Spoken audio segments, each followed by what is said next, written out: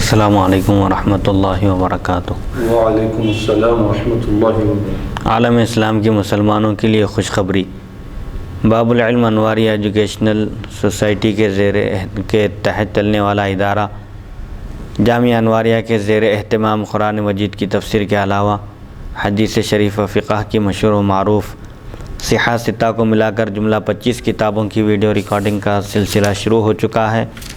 اسی کی ایک سنہری کڑی جامع ترمذی شریف کا درس بھی ہے جو الحمدللہ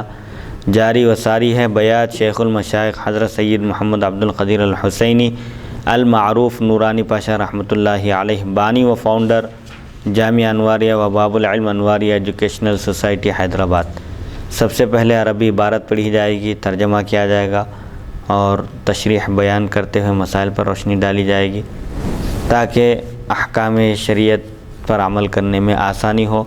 اللہ تعالیٰ سے دعا ہے کہ وہ ہم کو سننے اور سنانے سے زیادہ احکام شریعت پر عمل کرنے کی توفیق عطا فرمائے، آمین۔ ابواب الدعوات کی یہ 9ویں نشست ہے، دعاؤں کا تسلسل چل رہا ہے۔ حدیث نمبر 3658 سے آج کی نشست کا آغاز ہوتا ہے۔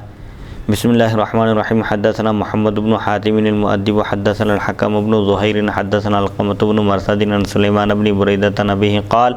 شکا خالد بن الولید المخزومی الی النبی صلی اللہ علیہ وسلم فقال یا رسول اللہ ما انام اللیل من الارق فقال نبی اللہ صلی اللہ علیہ وسلم اذا اویت الی فراشک فقل اللہم رب السماوات السبع وما اضلت ورب الارضین وما اقلت ورب الشیاطین وما اضلت کن لی جارا من شر خلقک کلہم جمیعا ان یفرط علی احد منہم او ان یبغی عز جارک وجل ثناؤک ولا الہ غیرک لا الہ الا انت۔ هذا حدیث لیس اسنادہ بالقوی والحکم بن زہیر قد ترک حدیثہ بعض اہل الحدیث ویروى هذا الحدیث عن النبی صلی اللہ علیہ وسلم مرسلا من غیر هذا الوجہ۔ سلیمان بن بریدہ اپنے والد سے روایت کرتے ہیں کہ حضرت خالد بن ولید مخزومی رضی اللہ عنہ نے بارگاہ نبوی صلی اللہ علیہ وسلم میں بے خوابی کی شکایت کرتے ہوئے کہا یا رسول اللہ صلی اللہ علیہ وسلم میں رات کو سو نہیں سکتا، یعنی بے خوابی ہو رہی ہے، سونے میں مشکل ہو رہی ہے، نیند نہیں آ رہی ہے۔ بے خوابی کا مطلب بدخوابی، بدخوابی یعنی یہاں پر نیند نہ آنا مراد ہے۔ نیند نہیں آ رہی ہے، راتوں میں سونے کی میں کوشش کر رہا ہوں تو مجھے نیند نہیں آ رہی ہے، میں سو نہیں پا رہا ہوں۔ تو نبی کریم صلی اللہ علیہ وسلم نے فرمایا جب تم اپنے بستر پر جاؤ تو یہ کلمات کہو، یعنی جب تم آرام کرنے کے لیے سونے کا جب ارادہ کرو اور بستر پر پہنچو تو اس وقت یہ دعا کرو اور سو جاؤ۔ اللہم رب السماوات السبع وما اضلت ورب الارضین وما اقلت ورب الشیاطین وما اضلت کن لی جارا من شر خلقک کلہم جمیعا ان یفرط علی احد منہم او ان یبغی عز جارک وجل ثناؤک ولا الہ غیرک لا الہ الا انت۔ یہ دعا ہے جس کا ترجمہ ہے اے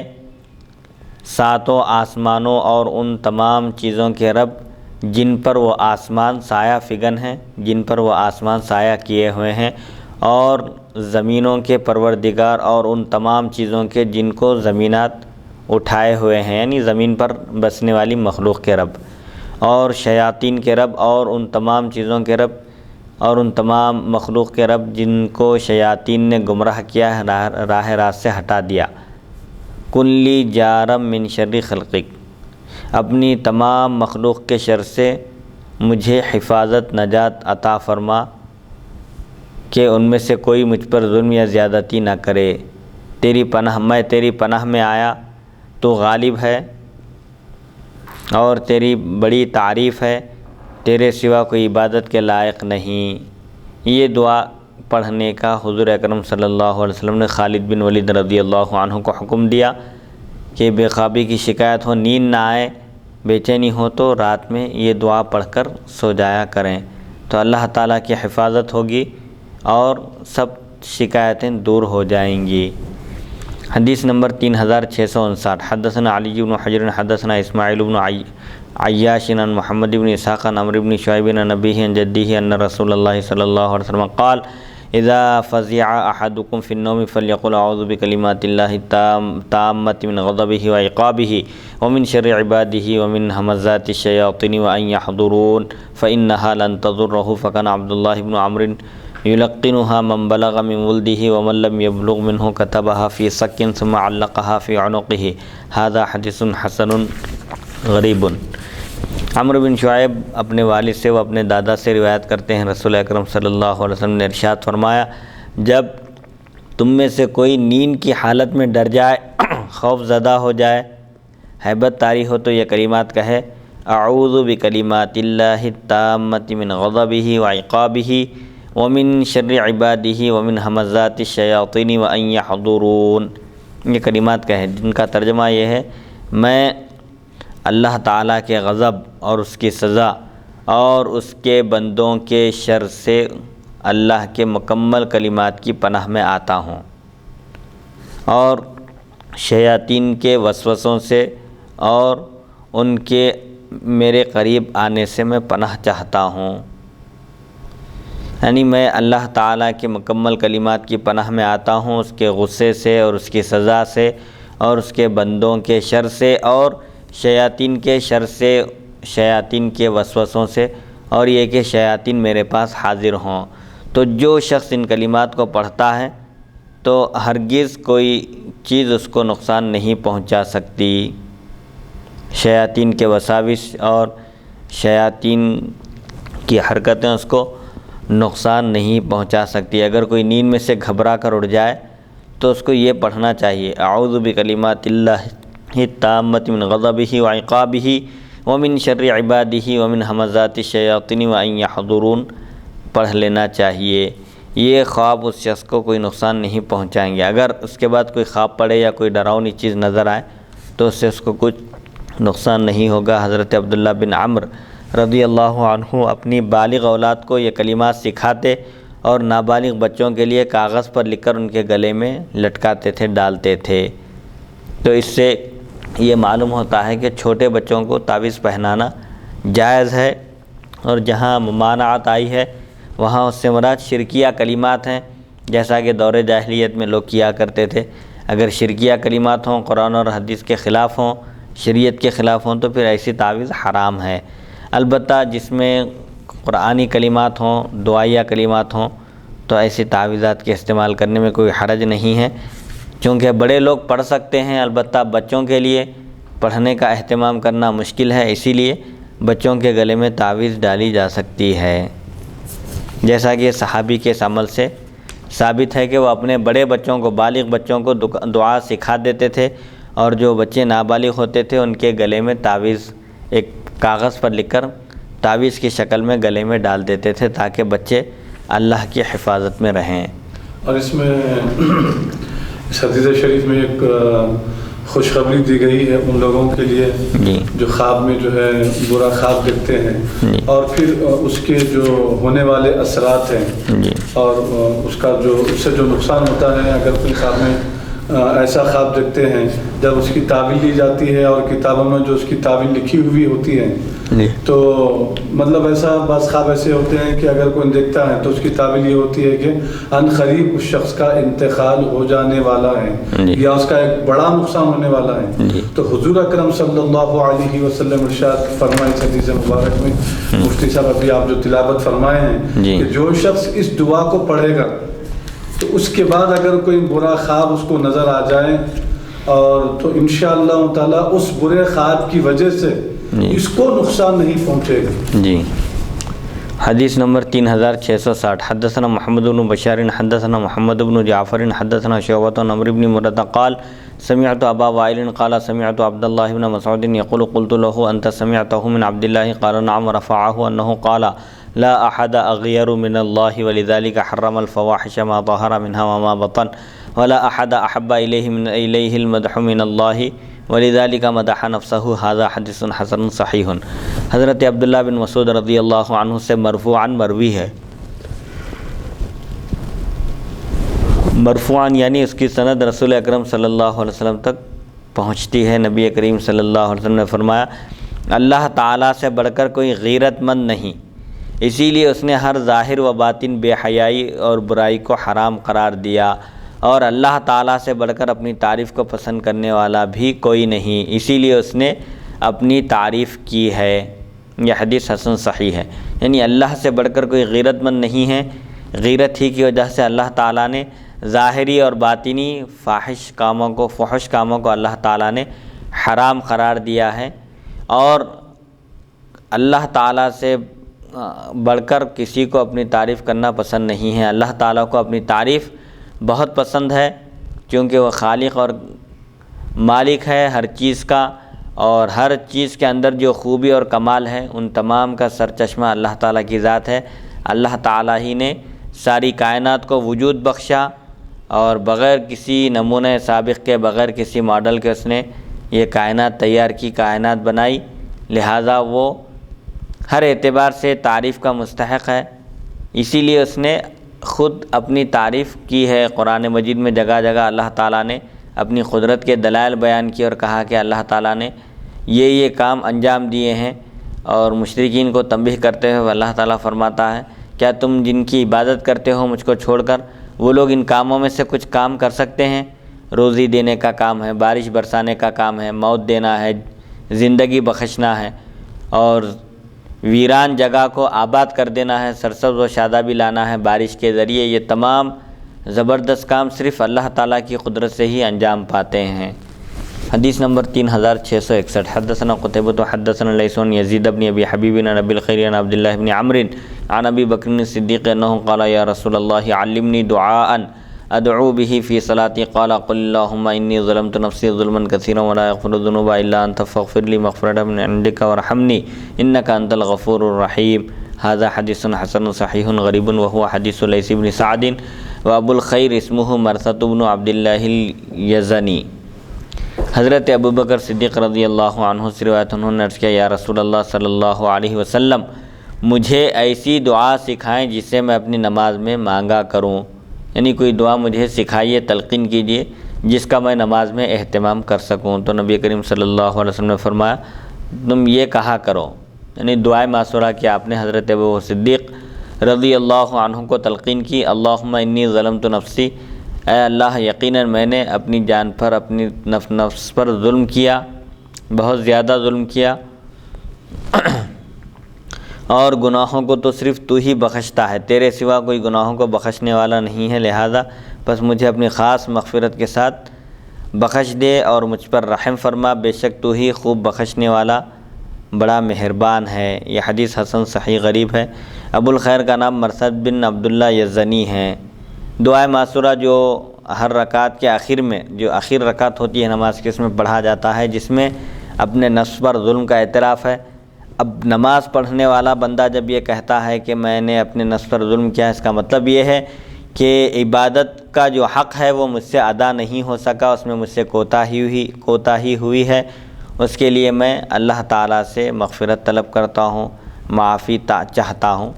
اس میں اس بات کا اعتراف اور اقرار ہے۔ حدیث نمبر 3662، حدثنا محمد بن حاتم حدثنا ابو بدر شجاع بن الولید عن رحیل بن معاویۃ اخی زہیر بن معاویۃ عن الرقاشی عن انس بن مالک قال كان النبي صلی اللہ علیہ وسلم اذا كربه امر قال یا حی یا قیوم برحمتک استغیث، وباسناده قال قال رسول اللہ صلی اللہ علیہ وسلم الیضوا بیا ذا الجلال والاکرام۔ هذا حدیث غریب وقد روی هذا الحديث عن انس من غیر هذا الوجه۔ حضرت انس بن مالک رضی اللہ عنہ سے روایت ہے، نبی اکرم صلی اللہ علیہ وسلم جب کسی حاجت سے بے چین ہو جاتے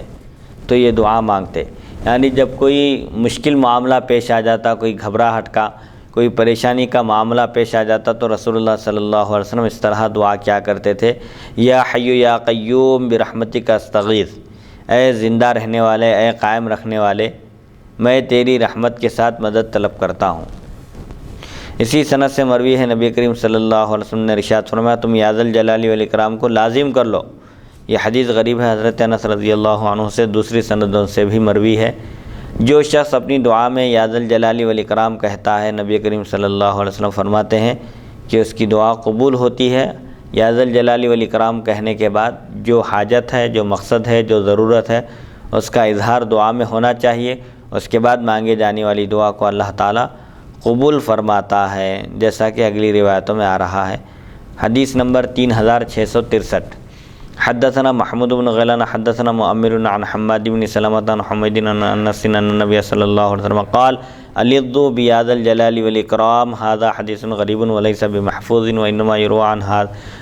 يروى هذا عن حماد بن سلمة عن حمید عن الحسن البصری عن النبي صلی اللہ علیہ وسلم وهذا اصح والمؤمل غلط فيه فقال عن حمید عن انس ولا يتابع فيه۔ حضرت انس رضی اللہ عنہ سے روایت رسول اکرم صلی اللہ علیہ وسلم نے ارشاد فرمایا، یا ذا الجلال والاکرام، اے بزرگی والے اور احترام والے، یا ذا الجلال والاکرام کو لازم کر لو، دعا جب بھی کرو تو اس میں یا ذا الجلال والاکرام ضرور کہا کرو، اس سے دعا قبول ہوتی ہے، اس کے بعد مانگی جانے والی دعا کو اللہ تعالیٰ قبول فرماتا ہے۔ یہ حدیث غریب ہے، غیر محفوظ ہے، بواسطہ حماد بن سلمہ، حمید اور حسن بصری، نبی کریم صلی اللہ علیہ وسلم سے مروی ہے، یہ زیادہ صحیح ہے۔ مؤمل نے اس میں خطا کی اور حمید نے انس سے روایت کی، اس میں کوئی متابع موجود نہیں۔ بہرحال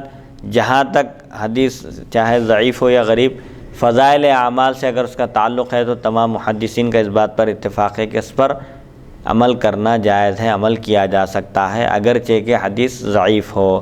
تو بہرحال اس میں یا ذا الجلال والاکرام کی اہمیت اور فضیلت بتائی جا رہی ہے کہ جس دعا میں یا ذا الجلال والاکرام کہا جاتا ہے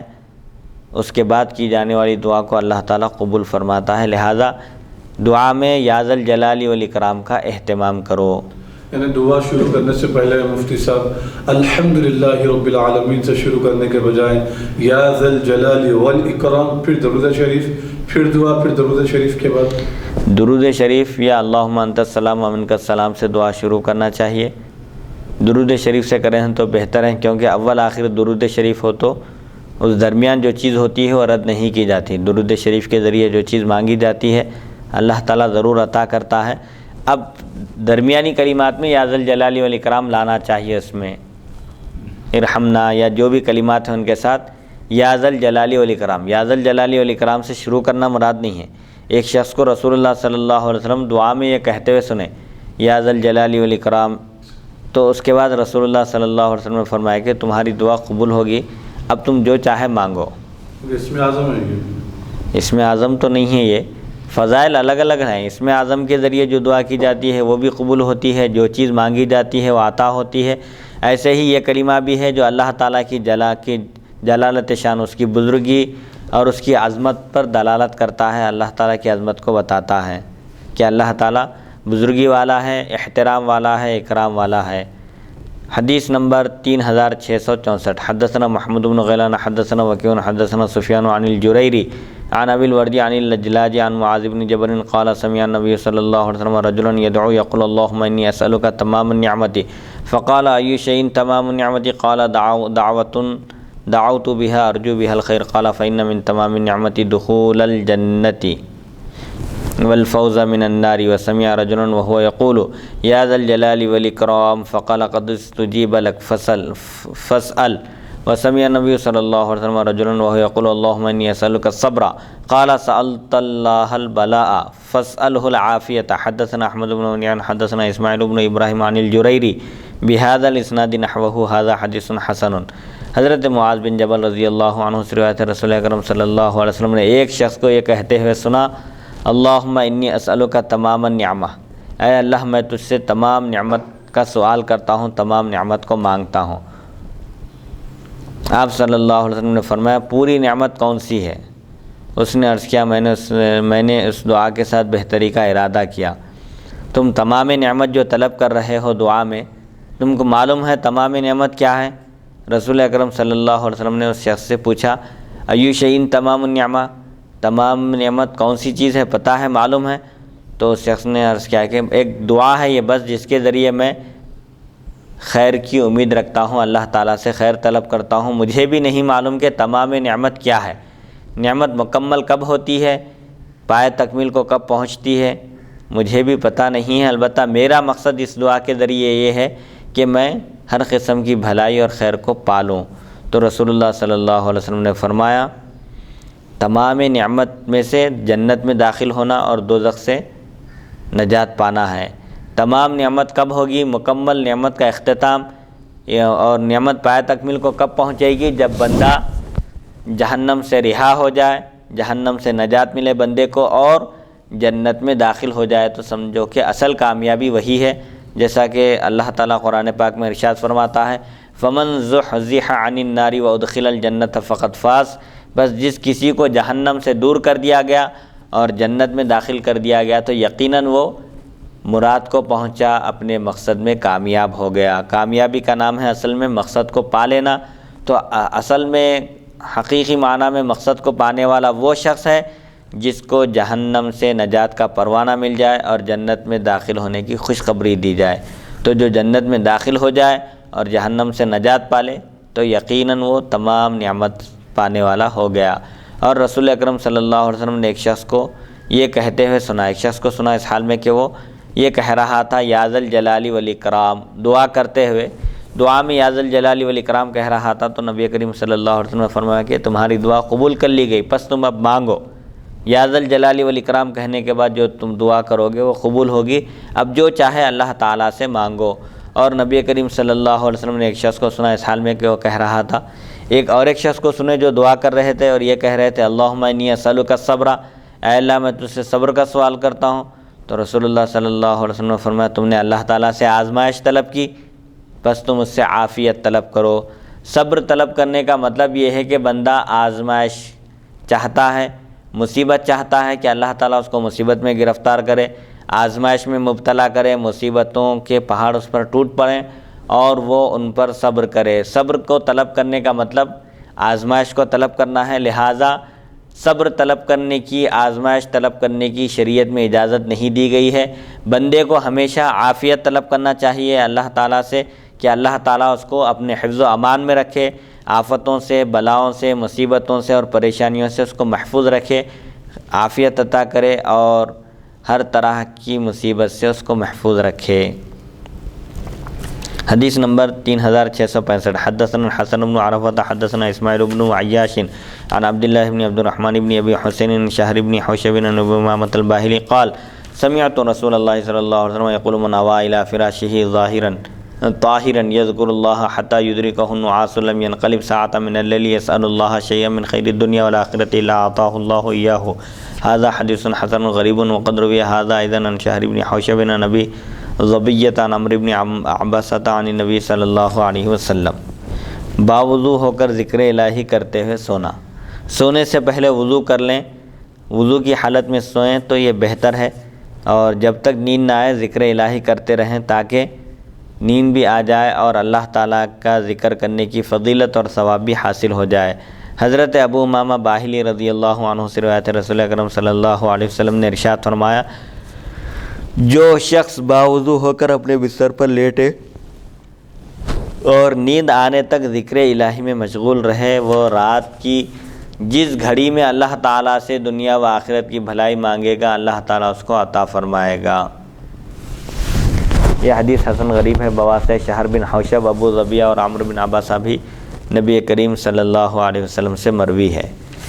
اس میں فضیلت بتائی جا رہی ہے اس شخص کی جو سونے سے پہلے وضو کر لے اور بستر پر پہنچنے کے بعد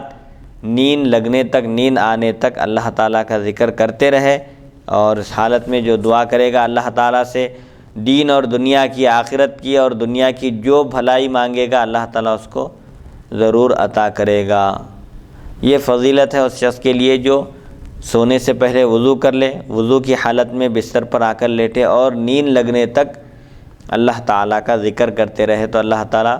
وضو کی برکت سے، ذکر کی برکت سے اس کو وہ دنیا اور آخرت کی جو بھلائی مانگے گا اللہ تعالیٰ اس کو بھلائی عطا کرے گا۔ حدیث نمبر 3666 حدثنا الحسن بن عرفة حدثنا اسماعیل بن عیاش عن محمد بن زیاد عن ابی راشد الحبرانی قال اتیت عبد اللہ بن عمرو بن العاص فقلت له حدثنا مما سمعت من رسول اللہ صلی اللہ علیہ وسلم فالقى الی صحیفة فقال هذا ما كتب لي رسول اللہ صلی اللہ علیہ وسلم قال فنظرت فيها فاذا فيها ان ابا بکر الصدیق قال یا رسول اللہ علمنی ما اقول اذا اصبحت واذا امسیت قال یا ابا بکر قل اللہم فاطر السماوات والارض عالم الغیب والشہادۃ لا الہ الا انت رب کل شیء وملیکہ اعوذ بک من شر نفسی ومن شر الشیاطین وشرکہ وان اقترف علی نفسی سوءا او اجرہ الی مسلم۔ ھذا حدیث غریب من ھذا الوجہ۔ صبح و شام جس دعا کا اہتمام کرنا ہے اس کا اس حدیث شریف میں ذکر آ رہا ہے۔ ابو راشد حبرانی سے روایت ہے کہ میں نے حضرت عمرو بن عاص رضی اللہ عنہ کی خدمت میں حاضر ہو کر عرض کیا، مجھے نبی اکرم صلی اللہ علیہ وسلم کی کوئی حدیث شریف سنائے، یعنی جو کچھ آپ نے رسول اللہ صلی اللہ علیہ وسلم سے سنا ہے اس میں سے کچھ بیان کریں۔ تو انہوں نے مجھے ایک صحیفہ تھما دیا اور فرمایا، ایک کاغذ تھما دیا، ایک کتاب، اور فرمایا حضرت صلی اللہ علیہ وسلم نے یہ کتاب مجھے لکھ کر دی تھی، یعنی یہ رسول اللہ صلی اللہ علیہ وسلم کی تحریر ہے، آپ نے لکھ کر عطا فرمایا۔ فرماتے ہیں میں نے اس کو دیکھا، حضرت ابو راشد حبرانی فرماتے ہیں کہ میں نے اس کو دیکھا تو کیا دیکھتا ہوں کہ اس میں یہ لکھا ہوا ہے۔ حضرت ابوبکر صدیق رضی اللہ عنہ نے عرض کیا، یا رسول اللہ صلی اللہ علیہ وسلم مجھے کوئی ایسی دعا بتائیں جسے میں صبح و شام پڑھا کروں، یعنی کوئی ایسی دعا مجھے تلقین فرمائیے، بتائیے جس کا میں صبح و شام اہتمام کر سکوں اور پڑھ سکوں۔ تو آپ صلی اللہ علیہ وسلم نے فرمایا، اے ابو بکر یہ کہا کرو، یعنی صبح و شام، جب صبح میں داخل ہو اور شام میں داخل ہو تو یہ کہو، اے آسمانوں اور زمین کے پیدا کرنے والے، پوشیدہ اور ظاہر کو جاننے والے، یعنی ظاہر اور باطن کو جاننے والے، تو ہی معبود برحق ہے، تیرے سوا کوئی نہیں ہے، یعنی تیرے سوا کوئی معبود نہیں ہے، تو ہر چیز کا رب اور مالک ہے۔ میں نفس اور شیاطین کے شر سے تیری پناہ چاہتا ہوں، اور یہ کہ میں نیز گناہ کے ارتکاب یا کسی مسلمان کی طرف مغلوب کرنے سے تیری پناہ چاہتا ہوں۔ اس طرح یہ حدیث اس سند سے حسن غریب ہے، یعنی حضرت ابوبکر صدیق رضی اللہ عنہ نے حضور اکرم صلی اللہ علیہ وسلم سے عرض کیا، مجھے کوئی ایک ایسی دعا بتائیے، کوئی ایک ایسی دعا تلقین فرمائیے جس کو میں صبح و شام پڑھنے کا اہتمام کر سکوں۔ تو رسول اللہ صلی اللہ علیہ وسلم نے جو دعا بتائی تھی وہ دعا یہ ہے، اللہم فاطر السماوات والارض عالم الغیب والشہادہ لا الہ الا انت رب کل شیء وملیکہ اعوذ بک من شر نفسی ومن شر الشیاطین وشرکہ وان اقترف علی نفسی سوءا او اجرہ الی مسلم، یعنی اے آسمانوں اور زمین کے پیدا کرنے والے، غیب اور ظاہر اور باطن کے جاننے والے، تیرے سوا کوئی نہیں ہے، تیرے سوا کوئی معبود برحق نہیں، تو ہر چیز کا رب ہے اور اس کا مالک ہے۔ میں اپنے نفس کے شر سے اور شیاطین کے شر سے اور اس کے شرک سے تیری پناہ چاہتا ہوں، اور کوئی گناہ کرنے سے بھی میں تیری پناہ چاہتا ہوں، یا کسی مصیبت کو کسی مسلمان کی طرف کھینچنے سے بھی میں تیری پناہ چاہتا ہوں، یعنی میں اللہ تعالیٰ کی پناہ چاہتا ہوں اپنے نفس کے شر سے اور شیطانوں کے شر سے اور شرک سے، اور کوئی گناہ کرنے سے بھی میں اللہ کی پناہ چاہتا ہوں کہ اللہ تعالیٰ مجھے اپنی قدرت سے گناہوں سے محفوظ رکھے، اور مجھ سے کوئی ایسا کام نہ ہو جس کی وجہ سے کوئی مسلمان مشکل میں پڑ جائے، مصیبت میں گرفتار ہو جائے، میری وجہ سے کسی مسلمان کو تکلیف نہ پہنچے۔ حدیث نمبر 3667، حدثنا محمد بن حمید الرازی حدثنا الفضل بن موسیٰ عن الأعمش عن انس بن مالک ان النبی صلی اللہ علیہ وسلم مر بشجرۃ یابسۃ الورق فضربها بعصاه فتناثر الورق فقال ان الحمد لله وسبحان الله ولا اله الا الله والله اکبر لتساقط من ذنوب العبد كما تساقط ورق الشجرة۔ هذا حديث غريب ولا نعرف للأعمش سماعا من انس الا انه قد رآه ونظر الیہ۔ حضرت انس بن مالک رضی اللہ عنہ سے روایت ہے، نبی کریم صلی اللہ علیہ وسلم ایک خشک پتوں والے درخت کے پاس سے گزرے، ایک ایسے درخت کے پاس سے نبی کریم صلی اللہ علیہ وسلم کا گزر ہوا جس درخت کے پتے سوکھ چکے تھے، مرجھا گئے تھے۔ آپ صلی اللہ علیہ وسلم نے اس پر یعنی اس درخت پر اپنی لاٹھی مبارک ماری تو پتے جھڑنے لگے، نیچے گرنے لگے، تو آپ صلی اللہ علیہ وسلم نے فرمایا، الحمدللہ، سبحان اللہ، ولا الہ الا اللہ واللہ اکبر۔ بندے کے گناہ اسی طرح جھڑا دیتے ہیں جس طرح اس درخت کے پتے جھڑ رہے ہیں، یعنی جو بندہ الحمدللہ، سبحان اللہ، ولا الہ الا اللہ واللہ اکبر کا ورد کرتا ہے، ان کلمات کو حرز جان بنا لیتا ہے، چلتے پھرتے اٹھتے بیٹھتے صبح و شام ان کلمات کو پڑھتا ہے، تو اس بندے کے گناہ ایسے ہی جھڑ جاتے ہیں جس طرح اس سوکھے درخت کے پتے جھڑ رہے ہیں۔ تو اس سے معلوم ہوتا ہے کہ ان کلمات کا اہتمام کرنا چاہیے تاکہ ہم سے جو گناہ سرزد ہو رہے ہیں گناہ صغیرہ ان سب کا کفارہ ہو جائے اور اللہ تعالیٰ کے ذکر کی فضیلت بھی ہم کو حاصل ہو۔ حدیث نمبر 3668 حدثنا قتيبة حدثنا ليس عن الحلاج ابي كثير عن ابي عبد الرحمن الحبلي عن عمارة بن شبيب السبائي قال قال رسول الله صلى الله عليه وسلم من قال لا اله الا الله وحده لا شريك له له الملك وله الحمد يحيي ويميت وهو على كل شيء قدير 10 مرات على اثر المغرب بعث الله له مسلحة يحفظونه من الشيطان حتى يصبح وكتب له بها 10 حسنات موجبات ومحي عنه 10 سيئات موبقات وكانت له بعدل 10 رقبات مؤمنات۔ هذا حديث حسن غريب لا نعرفه إلا من حديث ليث بن سعد ولا نعرف لعمارة بن شبيب سمع من النبي صلی اللہ علیہ وسلم۔ حضرت عمارہ بن شبیب سبائی رضی اللہ عنہ سے روایت رسول اکرم صلی اللہ علیہ وسلم نے ارشاد فرمایا، جو شخص مغرب کی نماز کے بعد 10 مرتبہ یہ کلمات کہے، جو شخص مغرب کی نماز کے بعد 10 مرتبہ یہ کلمات کہے وہ کلمات کیا ہے؟ لا الہ الا اللہ وحدہ لا شریک لہ لہ الملک و لہ الحمد یحیی و یمیت وہو علی کل شیء قدیر۔ یعنی جو کوئی شخص مغرب کی نماز کے بعد چہارم کلمہ پڑھے 10 مرتبہ تو اس کے کیا فضائل ہیں؟ اللہ تعالیٰ اس کے لیے فرشتوں کی فوج بھیجتا ہے، مسلح ہتھیاروں سے لیس فرشتوں کی فوج بھیجتا ہے جو صبح تک شیطان سے اس کی حفاظت کرتے ہیں، شیطان کے شر سے اس کی حفاظت کرتے ہیں۔ اس کے لیے جنت لازم کرنے والی 10 نیکیاں لکھی جاتی ہیں اور 10 مہلک گناہ مٹا دیے جاتے ہیں۔ اس کے 10 ایسے گناہ مٹا دیے جاتے ہیں جو اس کو تباہی تک پہنچانے والے ہوتے ہیں، جو اس کو ہلاک کرنے والے ہوتے ہیں، جس کی وجہ سے جہنم اس پر واجب ہو جاتی ہے۔ ایسے 10 گناہ اس کے مٹا دیے جاتے ہیں اور اسے 10 مومن غلام آزاد کرنے کا ثواب عطا کیا جاتا ہے۔ یہ حدیث حسن غریب ہے، اسے صرف لیث بن سعد کی روایت سے پہچانتے ہیں۔ نبی کریم صلی اللہ علیہ وسلم سے عمارہ بن شبیب کا سماع ہم کو معلوم نہیں۔ جو شخص مغرب کی نماز کے بعد 10 مرتبہ چہارم کلمہ پڑھتا ہے اس کے لیے شیطان کے شر سے، شیطان کے مکر و فریب سے اور اس کے وسوسوں سے حفاظت کی ضمانت ہے۔ مسلح فوج فرشتوں کی ایک نازل ہوتی ہے جو صبح تک اس بندے کی حفاظت کرتی رہتی ہے، اور اللہ تعالیٰ ان 10 مرتبہ پڑھنے کی برکت سے، چہارم کلمے کو 10 مرتبہ پڑھنے کی برکت سے 10 ایسی نیکیاں اس کے نامہ اعمال میں لکھ دیتا ہے جو جنت کو واجب کرنے والی ہوتی ہیں، اور اس کے نامہ اعمال سے 10 ایسے گناہوں کو مٹا دیا جاتا ہے جو اس کو ہلاک کرنے والے ہوتے ہیں، جہنم میں پہنچانے والے ہوتے ہیں۔ حدیث نمبر 3669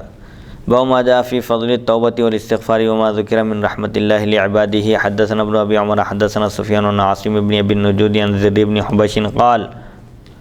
اتيت صفوان بن عسال المراد يسأله عن المسح على الخفين فقال ما جاء بك يا زر؟ فقلت بابتغاء العلم، فقال ان الملائكة لا تضع أجنحتها لطالب العلم رضا بما يطلب۔ قلت انه حق في صدري المسح على الخفين بعد الغائط والبول وكنت امرأ من اصحاب النبي صلى الله عليه وسلم فجئت اسألك هل سمعته يذكر في ذلك شيء؟ قال نعم، كان يأمرنا إذا كنا سفرا ومسافرين ألا ننزع خفافنا 3 أيام ولياليهن إلا من جنابة لكن من غائط بول ونوم،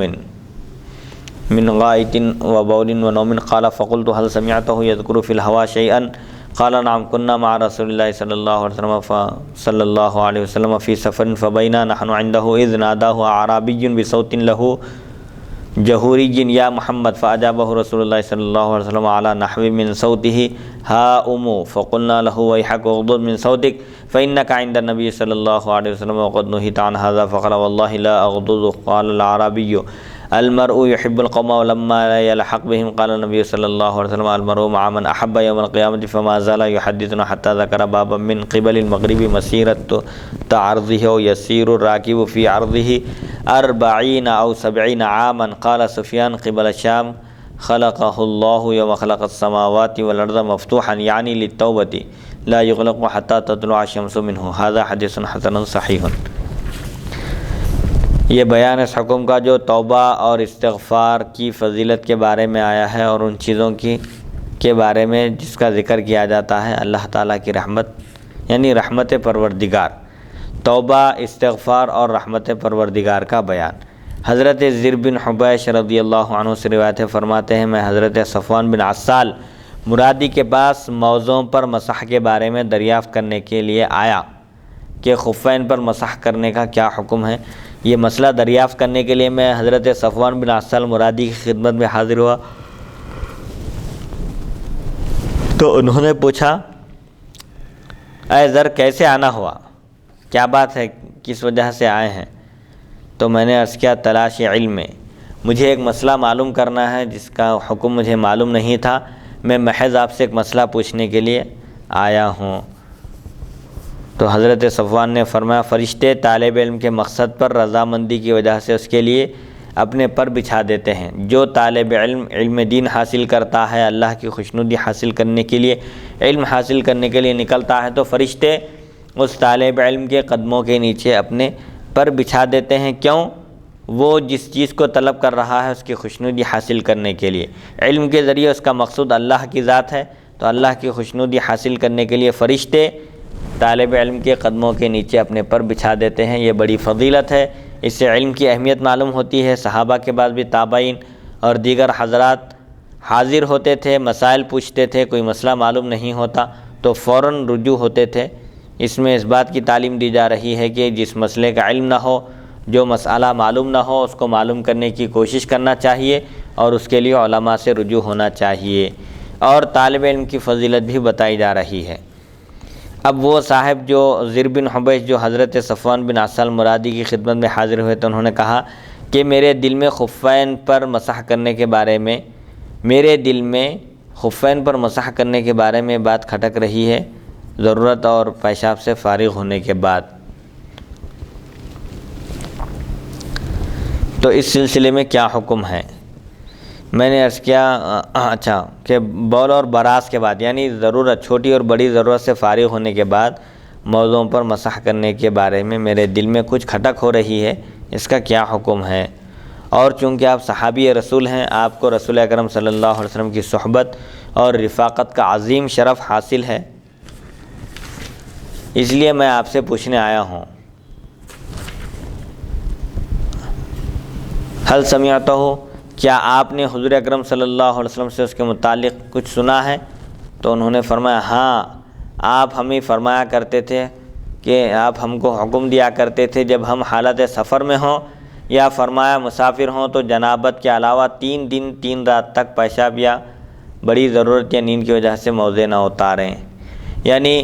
خفین پر مسح کرنے کا جو حکم ہے یہ خاص اہل سنت و جماعت کی نشانی ہے جو خفین پر مسح کے قائل ہیں کہ خفین پر مسح کرنا یہ بھی سنیت کی ایک علامت قرار دی گئی۔ رسول اکرم صلی اللہ علیہ وسلم سے تقریباً بڑے بڑے مشاہیر اور اکابر مشہور صحابہ سے تقریباً 80 صحابہ سے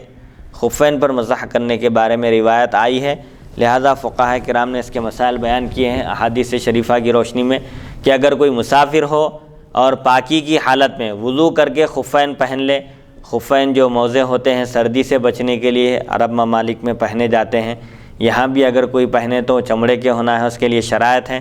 چمڑے کے خفین ہوتے ہیں وہ، اور بغیر باندھے کے ٹکے ہوئے رہنا پیر پر، اور اس کو پہن کر چل سکنا،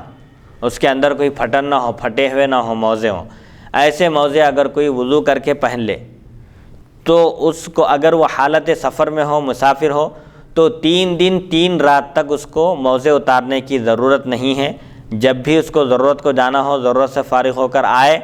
اور وضو کرے، موزے اتار کر پیر دھونے کے بجائے صرف موزوں پر مسح کر لے۔ اس کا بھی طریقہ بتایا گیا ہے، موزوں کے اوپر مسح کرنا ہے، 3 انگلیوں سے کرنا ہے، 3 مرتبہ کرنا ہے۔ اور اگر مقیم ہو، خفین پہنا ہوا شخص اگر مقیم ہو تو اس کو 1 دن اور 1 رات تک خفین پر مسح کرنے کی اجازت ہے۔ جب بھی وہ وضو کرے اس وقت اس کو موزہ اتارنے کی ضرورت نہیں ہے، پورا وضو کر کے آخر میں خفین پر مسح کر لے۔ یہ رعایت ہے، یہ اجازت ہے خفین پہننے والوں کے لیے، حالت سفر میں 3 دن اور 3 رات تک کی، اور حالت اقامت میں مقیم ہونے کی حالت میں، اپنے ہی وطن میں ہونے کی حالت میں 1 دن اور 1 رات اجازت ہے 24 گھنٹے۔ تو رسول اللہ صلی اللہ علیہ وسلم نے ہم کو حکم دیا تھا کہ اگر ہم حالت سفر میں ہوں یا مسافر ہوں تو ہم اپنے خفین کو نہ اتاریں۔ البتہ اگر کوئی حالت سفر میں ہو اور اس پر غسل واجب ہو جائے تو پھر ایسی صورت میں 3 دن چاہے گزریں یا نہ گزریں، ہر صورت میں اس کو غسل کے وقت خفین اتار دینا ضروری ہے۔ قال فقلت، انہوں نے کہا زر بن حبیش نے، پس میں نے عرض کیا کہ آپ نے رسول اللہ صلی اللہ علیہ وسلم کو محبت کے بارے میں کچھ فرماتے ہوئے سنا کہ ایک انسان کو ایک دوسرے انسان سے محبت ہے اللہ کی خاطر، اللہ کی وجہ سے، تو کیا حکم ہے؟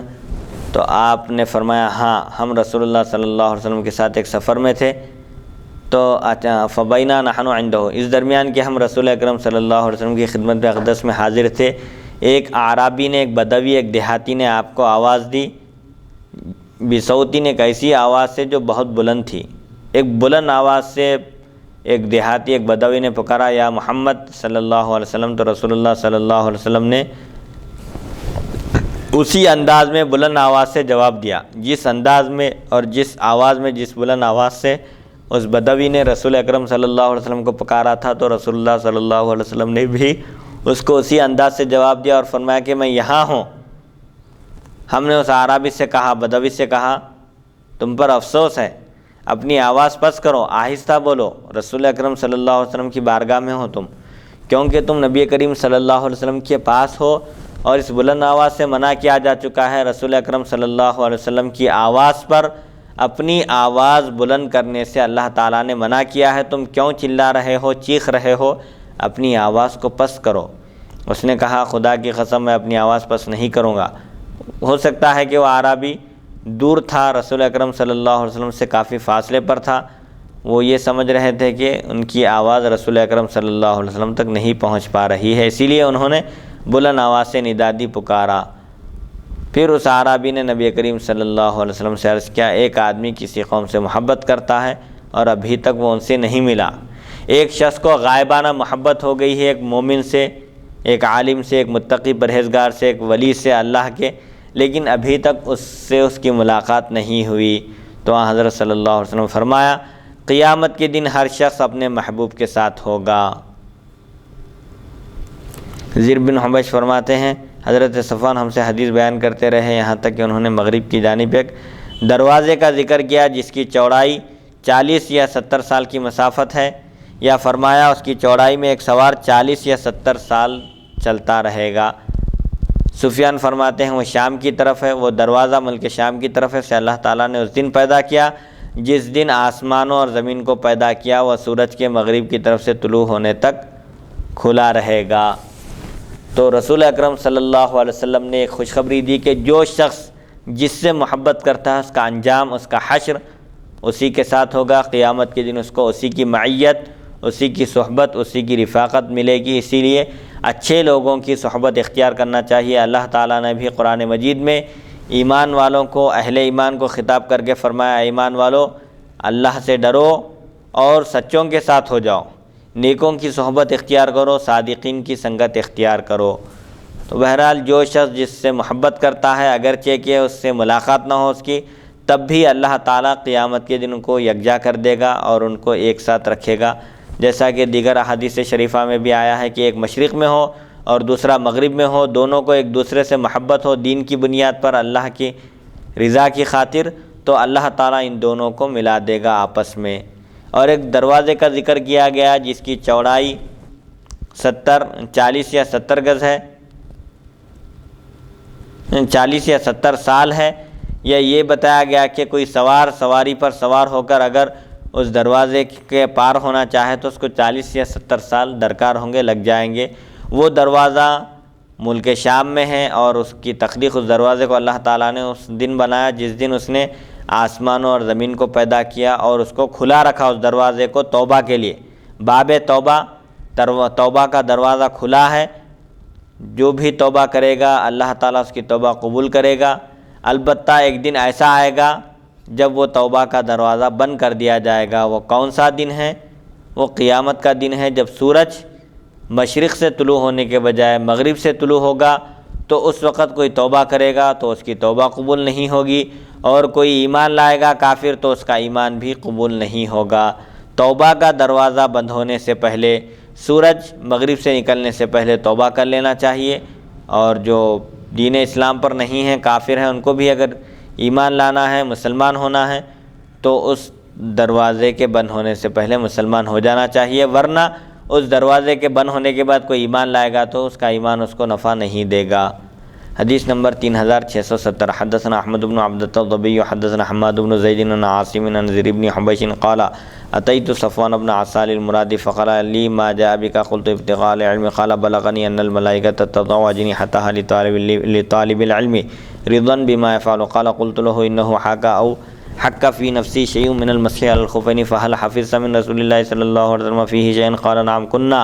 اذا كنا سفرنا ومسافرين امرنا الا نخلع خفافنا ثلاثا الا من جنابة ولكن من غائط وبول ونوم قال فهل حفظت من رسول الله صلى الله عليه وسلم في الهوى شيئا قال نعم كنا مع رسول الله صلى الله عليه وسلم في بعض اسفاره فناداه رجل كان في آخر القوم بصوت جهوري أعرابي جلف جاف فقال يا محمد فقال له القوم مه إنك قد نهيت عن هذا فأجابه رسول الله صلى الله عليه وسلم على نحو من صوته ها فقال الرجل يحب القوم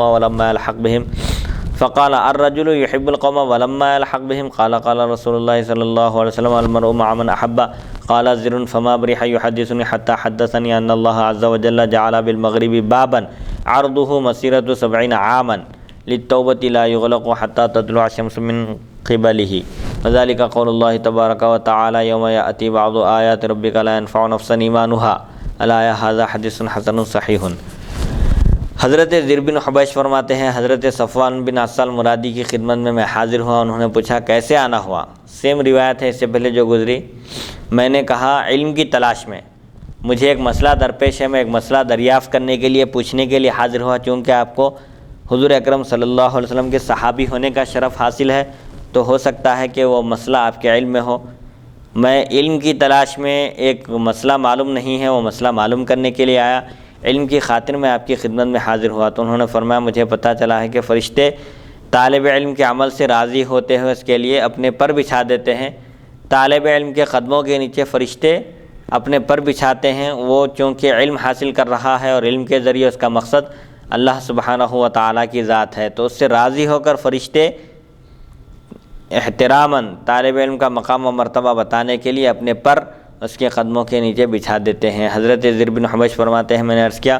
موضوع پر مسح کے بارے میں میرے دل میں کھٹک پیدا ہو گئی تھی، کیا آپ کو نبی کریم صلی اللہ علیہ وسلم سے اس بارے میں کچھ یاد ہے؟ کیا آپ جانتے ہیں خفین پر مسح کرنے کا کیا حکم ہے؟ انہوں نے فرمایا ہاں، ہم سفر میں ہوتے یا فرمایا ہم مسافر ہوتے تو ہمیں حکم دیا جاتا، یعنی رسول اللہ صلی اللہ علیہ وسلم ہم کو حکم دیتے کہ ہم جنابت کے سوا پیشاب یا بڑی ضرورت سے 3 دن تک موزے نہ اتاریں،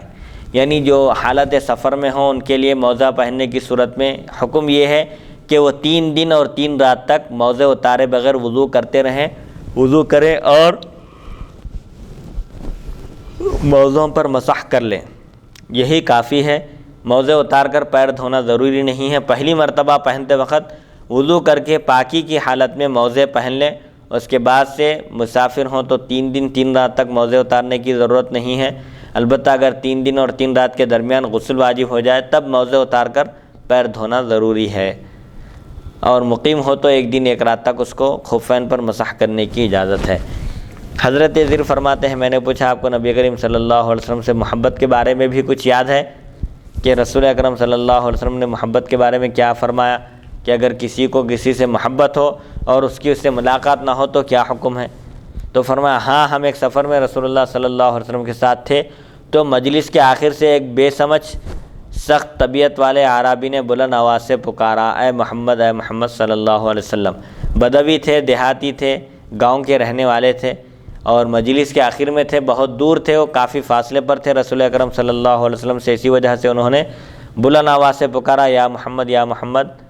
اب کسی کے لیے بھی اجازت نہیں ہے یا محمد کہنے کی، رسول اکرم صلی اللہ علیہ وسلم کا نام لے کر پکارنے سے منع کیا گیا، اوصاف کے ساتھ ذکر کرنا ہے، یا رسول اللہ، یا حبیب اللہ، یا خیر خلق اللہ کہہ کر پکارنا چاہیے۔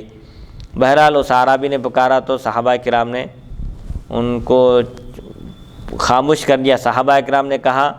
خاموش ہو جاؤ، اس طرح پکارنا منع ہے، رک جاؤ، تم کس طرح پکار رہے ہو؟ رسول اکرم صلی اللہ علیہ وسلم کی آواز پر آواز بلند کرنے سے قرآن مجید میں منع کیا گیا ہے، اس طرح پکارنا منع ہے۔ رسول کے پکارنے کو تم اپنے پکارنے کی طرح نہ بناؤ، یعنی جب رسول کو پکارو، آواز دو، تو آپس میں جس طرح ایک دوسرے کو بلاتے ہو اس طرح نہ بلاؤ، بلکہ پورے احترام کے ساتھ، ادب کے ساتھ، بہترین القاب اور اوصاف کے ساتھ پکارا کرو۔ نبی کریم صلی اللہ علیہ وسلم نے ادھر متوجہ ہو کر فرمایا اعرابی کے پکارنے پر، ہاں آؤ۔ اس نے کہا ایک آدمی کسی قوم سے محبت کرتا ہے لیکن ابھی تک ان سے مل نہیں سکا، اس کی ملاقات نہیں ہوئی، لیکن اس قوم کے اوصاف کی وجہ سے، اس کی تقوی پرہیزگاری کی وجہ سے اس کو اس قوم سے محبت ہے۔ راوی فرماتے ہیں نبی کریم صلی اللہ علیہ وسلم نے فرمایا قیامت کے دن ہر شخص اسی کے ساتھ ہوگا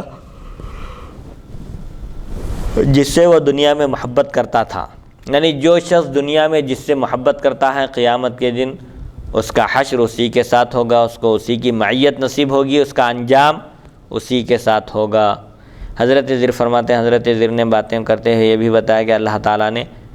حضرت صفوان بن عسال نے یہ بھی بتایا کہ اللہ تعالیٰ نے مغرب کی جانب توبہ کا دروازہ بنایا، جس دروازے کی چوڑائی 70 سال کی مسافت ہے، یہ دروازہ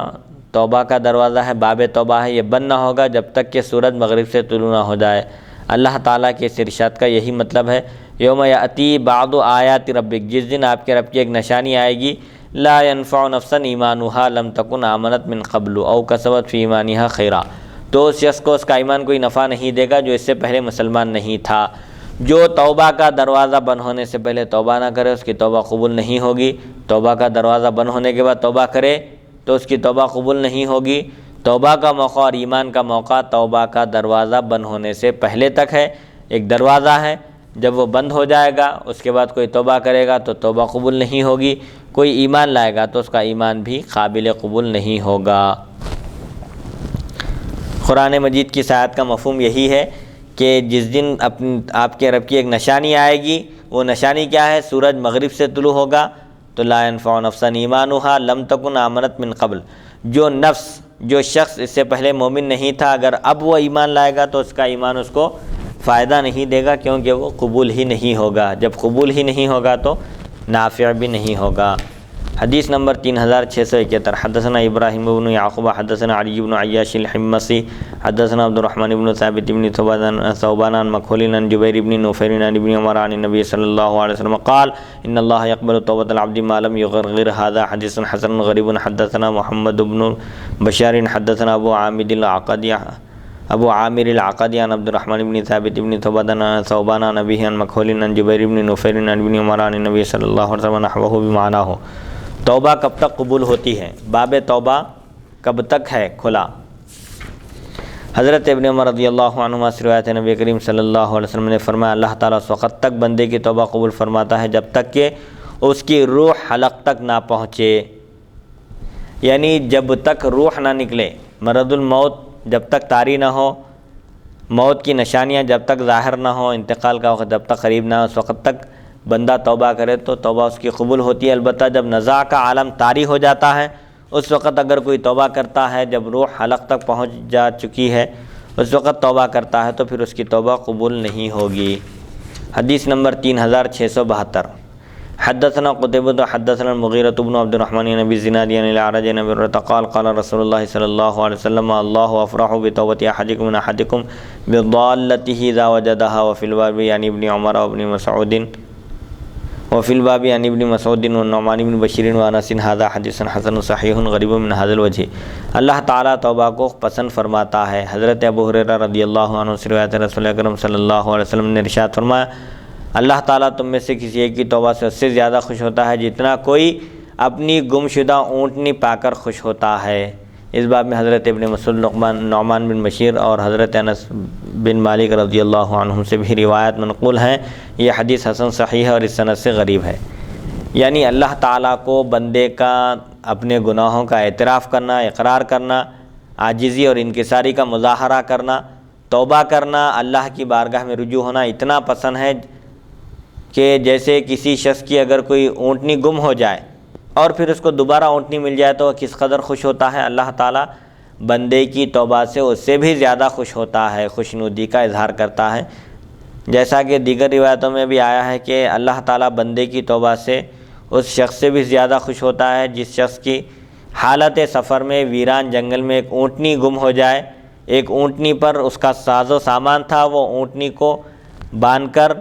آرام کرنے لگے درخت کے نیچے اور اونٹنی گم ہو جائے، اور جب وہ اٹھ کر دیکھے نیند سے اس کو اونٹنی نظر نہ آئے تو وہ پریشان ہو جاتا ہے، تلاش کرتا ہے، تلاش بسیار کے باوجود اونٹ نہیں ملتی ہے اونٹنی، تو وہ پھر اسی مقام پر آ کر لیٹ جاتا ہے۔ پھر تھوڑی دیر کے بعد جب اٹھ کر دیکھتا ہے تو اس کے ساز و سامان کے ساتھ اونٹنی اس کی نگاہوں کے سامنے ہوتی ہے تو اس کو کتنی خوشی ہوتی ہے، اس سے زیادہ خوشی بلا تشبیہ و تمثیل اللہ تعالیٰ کو ہوتی ہے بندے کے توبہ کرنے سے اور اس کی بارگاہ میں رجوع ہونے سے۔ اللہ تعالیٰ کو بندے کا توبہ کرنا پسند ہے۔ گناہ کرنا، یہ گناہ ہو جانا انسان سے، یہ بشری تقاضے کے لحاظ سے گناہ ہوتا ہے، لیکن گناہ پر باقی نہیں رہنا، گناہ پر اصرار کرنے کے بجائے، گناہ کا انکار کرنے کے بجائے، گناہ کر کے اس کا انکار کرنے کے بجائے اگر کوئی اقرار کر لے اپنی خطا کا، اپنی تقصیر کا، اپنی غلطی کا، تو اللہ تعالیٰ کو یہ بات بہت پسند ہے۔ حدیث نمبر 3673، حدثنا قتیبہ حدثنا لیث بن محمد بن قیس قاص عمر بن عبد العزیز عن ابی سرمۃ عن ابی ایوب انہ قال حين حضرت الوفاة قد كتمت عنكم شيئا سمعته من رسول الله صلی اللہ علیہ وسلم سمعت رسول اللہ صلی اللہ علیہ وسلم يقول لولا انكم تذنبون لخلق الله خلقا يذنبون فيغفر لهم، هذا حدیث حسن غریب وقد روی هذا عن محمد بن كعب عن ابي ايوب عن النبي صلى الله عليه وسلم نحوه، حدثنا بذلك قتيبة حدثنا عبد الرحمن بن ابي الرجال عن عمر مولى غفرة عن محمد بن كعب القرظي عن ابي ايوب عن النبي صلی اللہ علیہ وسلم نحوه۔ حضرت ابو ایوب انصاری رضی اللہ عنہ سے روایت، انہوں نے وقت وصال فرمایا، جب آپ کی وصال کا وقت قریب آیا، انتقال کا وقت آ گیا، تو آپ نے فرمایا میں نے ایک بات جو رسول اکرم صلی اللہ علیہ وسلم سے سنی تھی، اب تک بیان نہیں کی تھی، تم سے چھپا کر رکھی تھی۔ میں نے سنا حضرت صلی اللہ علیہ وسلم نے فرمایا اگر تم گناہ نہ کرتے تو اللہ تعالیٰ ایک اور مخلوق پیدا کرتا جو گناہ کرتی اور اللہ تعالیٰ انہیں بخش دیتا۔ اس کا مطلب حدیث شریف کا ہرگز یہ نہیں ہے معاذ اللہ کہ اللہ تعالیٰ گناہوں کو پسند فرماتا ہے، بلکہ اس حدیث شریف میں اللہ تعالیٰ کی رحمت کی وسعت کی طرف اشارہ ہے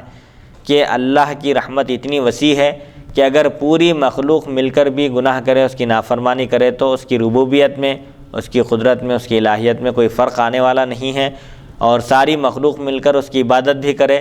تو اس کی ربوبیت میں، اس کی قدرت میں ذرے برابر کا اضافہ ہونے والا نہیں ہے۔ یہ عبادتیں مخلوق کے فائدے کے لیے ہیں، اس میں خالق کا کوئی فائدہ نہیں ہے۔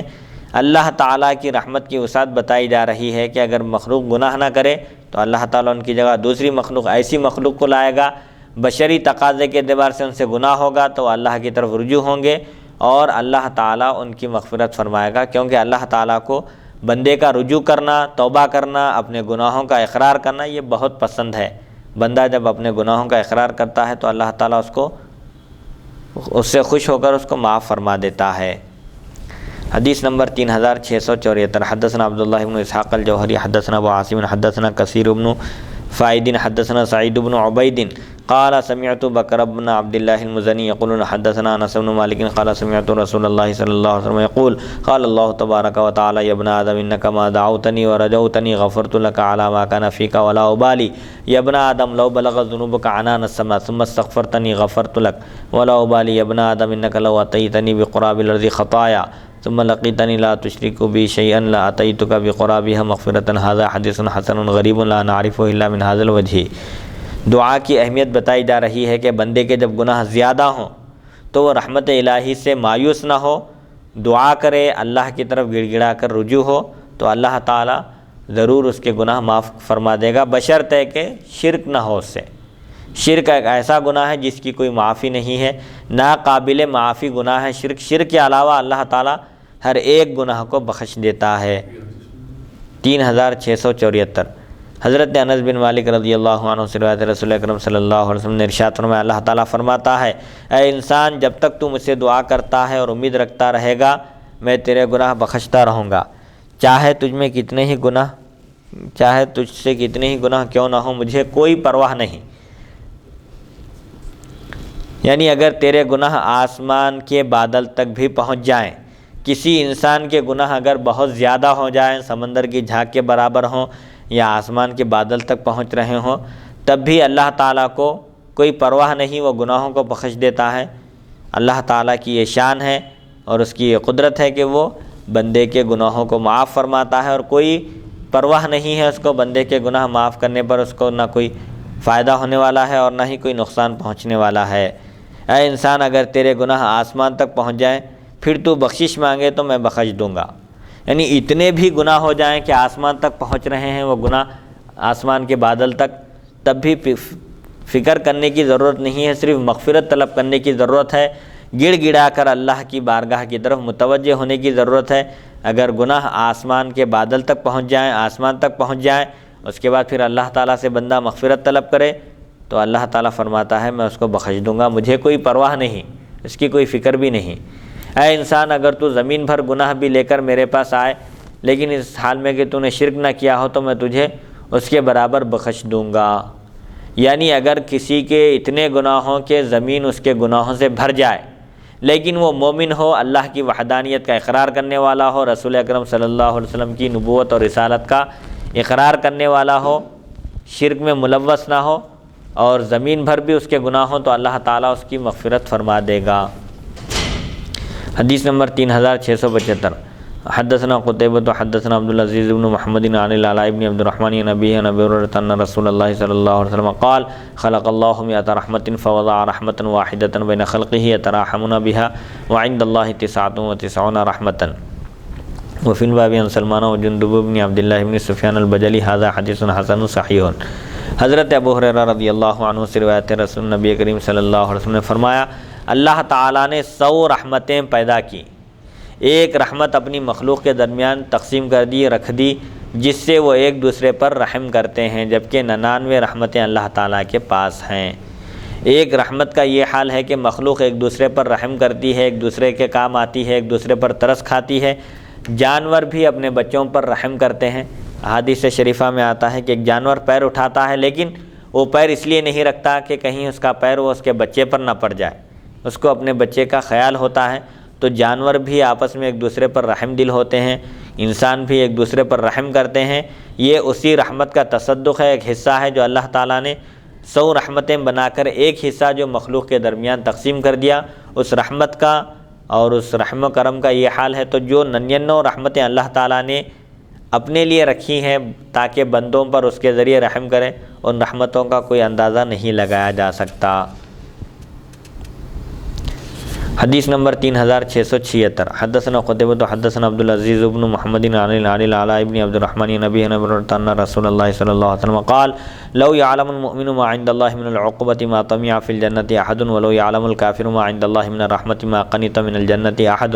هذا حديث حسن لا نعرفه إلا من حديث العلاء بن عبد الرحمن عن أبيه عن أبي هريرة۔